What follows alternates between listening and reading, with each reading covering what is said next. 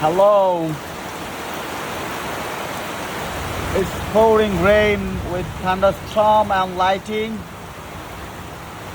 and I have no choice to enjoy this rain because it's lighting heavily in the sky and I feel fear.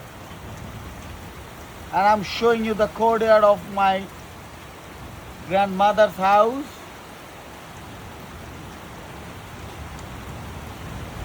It's terrible and it's absolutely not enjoyable because we cannot get ourselves wet in the rain.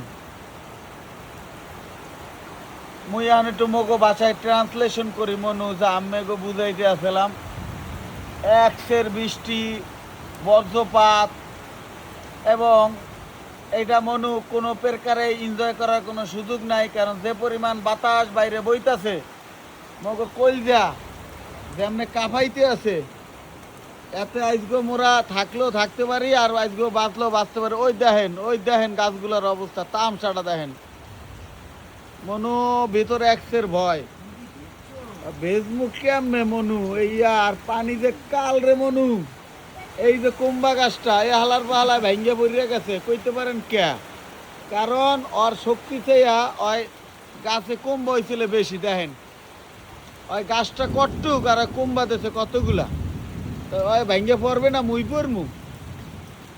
এই যদি হয় mug দেশের অবস্থা, কোনো জায়গায় একটা মিল নাই কোনো কিছুর লাগে, বুঝছেন? কুম্বা গাছটা কটুক, এতগুলো কুম্বার দিতে হইবে কে? হেলে কে তো পড়িয়া গেছে, ওজন লইতে পারে নাই।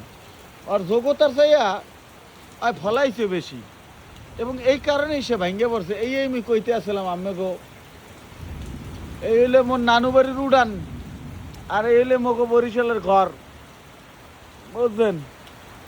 এই মনু এই যে মগো দেশে বৃষ্টিতে ধোঁয়াও বাইরায়, কিন্তু আম্মেকে কিন্তু এ নাই। এই দেখছেন এই বৃষ্টির মধ্যে ধোঁয়া বাইরায়।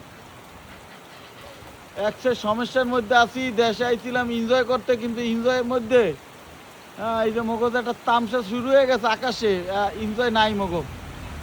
তাই মনে হয় আজকে এই পর্যন্তই, আবার পরবর্তী সংবাদ নিয়ে মুই আম্মেকে সামনে আইতে আছি।